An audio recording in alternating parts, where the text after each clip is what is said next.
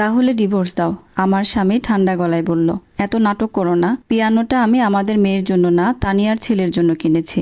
সেই এক মুহূর্তে আমি বুঝে গেলাম আমার স্বামী নিজের মেয়ের চেয়ে অন্য একজন নারীর সন্তানকে বেশি গুরুত্ব দিয়েছে। তখনই আমি আমার ছোট্ট মেয়ের হাত শক্ত করে ধরলাম। একবারও পেছনে না তাকিয়ে ঘর ছেড়ে বেরিয়ে এলাম। ঢাকার উত্তরার ছোট্ট ফ্ল্যাটে ডাইনিং রুমে তখনও ছড়িয়ে ছিটিয়ে ছিল আমাদের 7 বছরের মেয়ে মেঘলার রং পেন্সিল আর আঁকার খাতা। রান্নাঘর থেকে ভাতের গন্ধ আসছিল। ঠিক তখনই আমার স্বামী রাহাত বিরক্ত গলায় বলল, এত নাটক করার কি আছে? পিয়ানোটা তানিয়ার ছেলে আরিয়ানের জন্য কিনেছি, আমাদের মেয়ের জন্য না। কয়েক সেকেন্ডের জন্য মনে হলো পুরো পৃথিবী যেন থেমে গেছে। ফ্রিজের শব্দ শুনতে পাচ্ছিলাম না, জানালার কাঁচে বৃষ্টির টুপটাপ শব্দও কানে আসছিল না। শুধু চোখের সামনে পড়েছিল একটা রসিদ, একটি দামি গ্র্যান্ড পিয়ানো, হোম ডেলিভারি সহ দাম 1 লাখ টাকারও বেশি। মাত্র 2 মাস আগে মেঘলার স্কুলের মিউজিক টিচার বলেছিলেন, আপনার মেয়ের সুর ধরার অসাধারণ ক্ষমতা আছে, একটা ছোট কিবোর্ড কিনে দিলে ও খুব ভালো শিখতে পারবে। মেঘলা আনন্দে বাবাকে জড়িয়ে ধরে বলেছিল, বাবা একটা ছোট্ট কিবোর্ড কিনে দেবে? রাহাত তখন হেসে বলেছিল, এসব 1 সপ্তাহ বাজিয়ে রেখে দেবে, অযথা টাকা নষ্ট করার দরকার নেই। কিন্তু আজ দেখলাম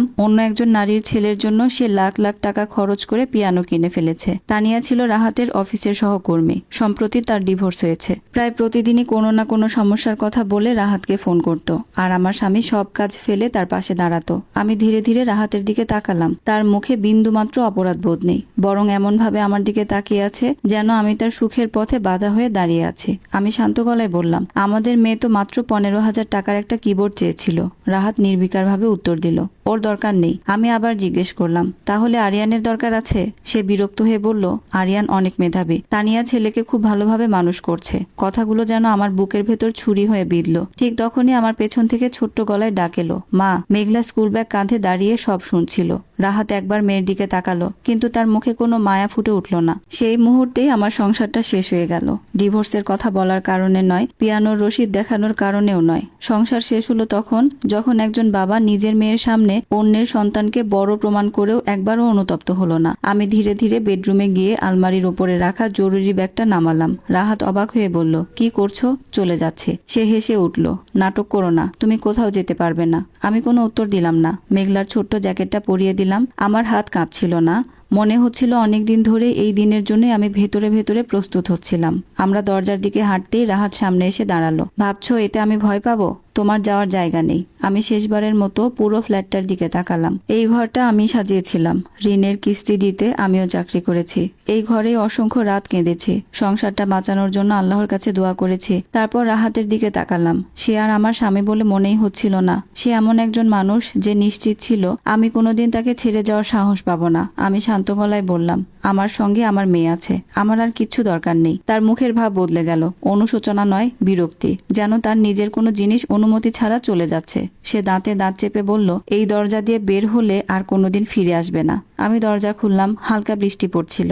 আমি একবারও পেছনে না তাকিয়ে বললাম, ভালোই হবে। দরজার তালাটাও বদলে ফেলো। মেঘলা আমার হাত শক্ত করে ধরলো। আমরা সিঁড়ি বেয়ে নিচে নেমে এলাম। গাড়িতে উঠে আমি ওর সিট বেল্ট বেঁধে দিচ্ছিলাম। হঠাৎ ওর 2 চোখ ভরে জল চলে এলো। কাঁপা গলায় ও জিজ্ঞেস করলো, মা, বাবা কি আরিয়ানকে পিয়ানো কিনে দিয়েছে? কারণ সে আমার চেয়ে ভালো। আমি মেয়েটাকে বুকে জড়িয়ে ধরে কপালে চুমু খেলাম। নিজের ভাঙা হৃদয় লুকিয়ে হাসার চেষ্টা করলাম। ধীরে ধীরে বললাম, না মা, তুমি কারো চেয়ে কম নও। তোমার বাবা শুধু ভুলে গেছে একজন সন্তানের কাছে সবচেয়ে দামি উপহার কোনো পিয়ানো নয়, বাবার ভালোবাসা। আমি গাড়ির ইঞ্জিন চালু করলাম। বাইরে তখনও বৃষ্টি ঝরছে, আর আমরা দুজন একটি নতুন জীবনের দিকে রওনা দিলাম। মুখোশটা ধীরে ধীরে খুলে যেতে লাগলো। বাড়ি ছাড়ার পর থেকেই রাহাত নিজেকে সবার সামনে একজন অসহায়, কষ্ট পাওয়া বাবা হিসেবে তুলে ধরতে শুরু করলো। ফেসবুকে পুরনো ছবি পোস্ট করত, মেঘলাকে কোলে নেওয়া, জন্মদিনে কেক কাটার, ঈদের নতুন জামা পরিয়ে দেওয়া। বহু বছরের পুরনো ছবিগুলোর নিচে লিখত, আমার রাজকন্যাকে খুব মিস করি। কিছু মানুষ বাবা মেয়ের সম্পর্ক নষ্ট করে দিয়েছে।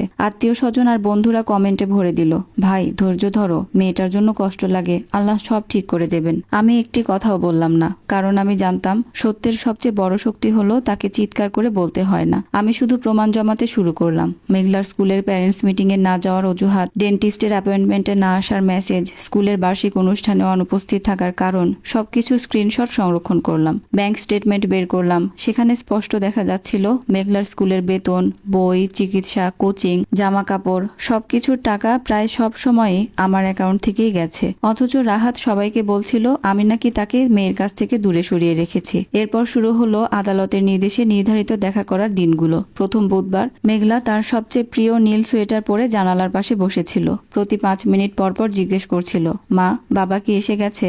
সন্ধ্যা পেরিয়ে রাত হলো, রাহাত এলো না। রাত 8:30টায় একটা ছোট্ট মেসেজ পাঠালো, আজ একটু জরুরি কাজ পড়ে গেছে, মেঘলাকে বলো পরে সময় দেব। মেঘলা কিছুক্ষণ চুপ করে থেকে শুধু জিজ্ঞেস করলো, মা, বাবা কি আবার আরিয়ানের কাছে গেছে? আমি উত্তর দিতে পারলাম না। কিন্তু কিছুক্ষণ পরেই তানিয়ার ফেসবুকে একটি ভিডিও দেখলাম, আরিয়ানের মিউজিক একাডেমির অনুষ্ঠান। ভিডিওর এক কোণে রাহাত দাঁড়িয়ে হাততালি দিচ্ছে। আমি কোনো মন্তব্য করলাম না, শুধু ভিডিওটি ডাউনলোড করে রেখে দিলাম। তৃতীয়বার দেখা করার দিনেও সে এলো না, চতুর্থবারেও না। এক সময় মেঘলার জানালার পাশে দাঁড়িয়ে অপেক্ষা করতো না।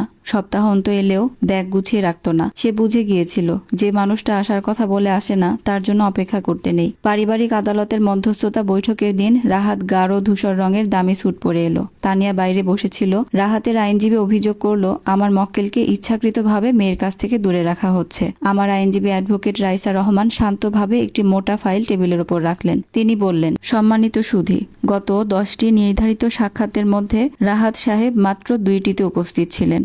একটি দিনে 1 ঘন্টা দেরিতে এসেছেন, 5 বার নিজে বাতিল করেছেন এবং 2 বার কোনো খবরই দেননি। এরপর তিনি রাহাতের একটি মেসেজ পড়ে শোনালেন, বুধবার আসতে পারবো না, আরিয়ানের মিউজিক প্র্যাকটিস আছে। ঘরের সবাই চুপ হয়ে গেল। রাহাত তড়িঘড়ি করে বলল, মেসেজটার আসল অর্থ এটা না। কিন্তু তার নিজের আইনজীবীর মুখেও অস্বস্তি স্পষ্ট ছিল। সেদিন কোনো সমঝোতা হয়নি। 2 সপ্তাহ পর এক অচেনা নম্বর থেকে ফোন এলো। ফোন করেছিল তানিয়া। তার কণ্ঠ কাঁপছিল। আপনি কি জানেন, রাহাত আরিয়ানের পিয়ানোটা নগদ টাকায় কিনেনি? আমি অবাক হয়ে বললাম, না। তানিয়া বলল, পিয়ানোর দোকান থেকে আমাকে ফোন করা হয়েছিল, কিস্তির কাগজে আমার নাম দেওয়া হয়েছে। রাহাত বলেছিল আমি নাকি তার আর্থিক অংশীদার, অথচ আমি কোনো কাগজে সই করিনি। আমি মুহূর্তেই সব বুঝে গেলাম। রাহাত শুধু প্রতারণাই করেনি, সে অন্যের পরিচয় ব্যবহার করেও ঋণ নিয়েছে। আমি সঙ্গে সঙ্গে সব তথ্য আমার আইনজীবীর কাছে পাঠালাম। তিনি আদালতের মাধ্যমে রাহাতের সম্পূর্ণ আর্থিক হিসাব তলব করলেন। সেই নথি হাতে আসতেই আসল চিত্র বেরিয়ে এলো। আদালতে সে নিজেকে আর্থিকভাবে অসহায় বলে দাবি করেছিল, কিন্তু ব্যাংক স্টেটমেন্ট বলছিল ভিন্ন কথা। দামি রেস্টুরেন্ট, রিসোর্টে থাকা, তানিয়ার জন্য গহনা, আরিয়ানের মিউজিক একাডেমির ফি, প্রাইভেট টিউশন, বিভিন্ন জায়গায় ঘুরতে যাওয়ার খরচ, সবকিছুর প্রমাণ একের পর এক বেরিয়ে এলো। সবচেয়ে বড় ধাক্কা ছিল আরেকটি তথ্য। ডিভোর্সের কথা বলার 3 দিন আগে সে আমাদের যৌথ সঞ্চয় থেকে 15 লাখ টাকা তুলে নিয়েছিল। সেই টাকাটা রাখা হয়েছিল মেঘলার ভবিষ্যতের চিকিৎসা, পড়াশোনা আর জরুরি প্রয়োজনে। এপ্রিল মাসের শুনানিতে আমার আইনজীবী একে একে সব প্রমাণ আদালতে উপস্থাপন করলেন। মিস করা সাক্ষাতের তালিকা, ব্যাংক স্টেটমেন্ট, মেসেজ, ভিডিও, যৌথ হিসাব থেকে টাকা তোলার রেকর্ড। বিচারক কিছুক্ষণ নীরবে সব দেখলেন। তারপর রাহাতের দিকে তাকিয়ে বললেন, আদালতের নির্দেশ থাকা সত্ত্বেও আপনি কেন আপনার মেয়ের সঙ্গে দেখা করতে যাননি? রাহাত মাথা নিচু করে বলল, আমি তখন নিজের জীবন গুছিয়ে নেওয়ার চেষ্টা করছিলাম।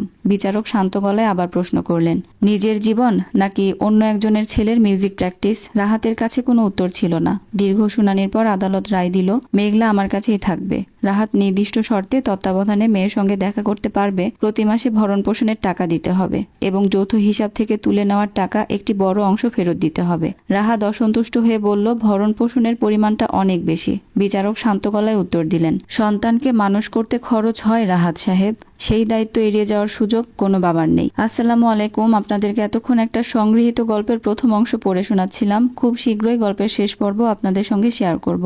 আল্লাহ হাফেজ।